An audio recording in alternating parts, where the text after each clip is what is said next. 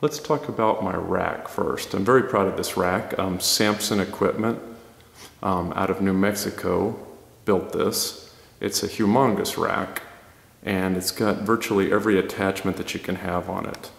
What's nice about this rack is it's very heavy duty and it has these cool stainless steel shields around the 3x3 by 7 gauge tubing that you see.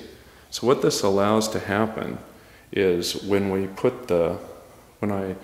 put the twist lock attachments in there, it prevents the metal from getting dinged up. That's black powder coat, but the stainless steel shield on both sides. We also have a stainless steel shield above and a stainless steel shield below, so that if I'm using chains or I drop the weights, it won't ding it.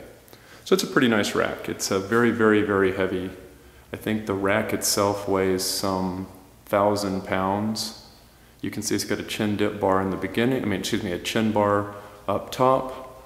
The holes are on 3-inch centers with these big twist lock safeties. But we've done something fairly clever on the design here. I wanted to show you this. Basically, 3-inch centers is a bit more spacing than I liked, and we were debating putting it on less than 3-inch centers.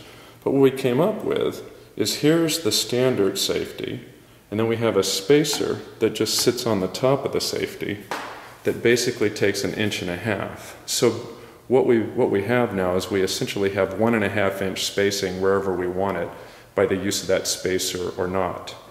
In addition, we also have J-hooks that are either very long J-hooks, or down here you'll see a very short J-hook. So we can again adjust the spacing of the J-hooks on 1.5-inch centers. I'm a big fan of band lifting and chain lifting, and you'll see that what we basically have, I guess it's hard to see there, there's a whole bunch of holes on 3-inch centers down at the bottom, and these are removable and they're twistable, so they twist with the bands. We've got that at the bottom, and you can see we also have that at the top, so you can do both from the top band and from below band. You'll see I have a nice rack on the back, a nice storage rack on the back where I put my plates. I have my general purpose Simcoe plates. They're just decent looking, decent quality, urethane encased regular plate. Down at the bottom are my Rogue HG plates. In the back, you can see a nice storage in the back of bands and chains and everything else. It also turns out that there's storage for my fat bar here. I guess you can just see that right there.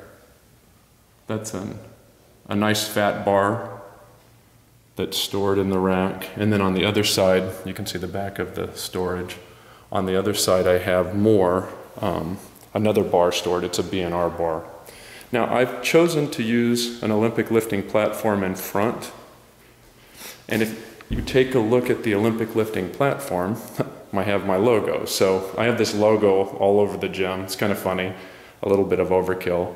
But I definitely wanted to go with an 8x8 Olympic lifting platform rather than the 6x8. Gives me plenty of room. And then over there you have, of course, the bench sitting inside the rack. The bench is a nice 0 to 90 adjustable bench, very heavy duty like everything Samson makes. Oh, by the way, it also has my logo on it, the same logo. It's kind of funny, but I'm proud of it.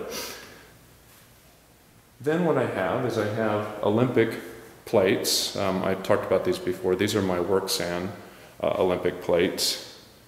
Then I've got my bars, whole bunch of bars there. Way too many bars there. And in addition, I have the bar that I always keep on the rack. That happens to be the Pendlay needle bearing bar. And then I have another bar in the back. I guess you can just see it in the back here, which is one of the B&R bars. I have 2 of them. And then my Simcoe plates again. Now for all of my really precise slow lifts, I'm using the Eleiko certified competition plates. Those are nice plates, and And they're nice and thin discs, so you can get a lot of weight on there, although I hardly need that right now.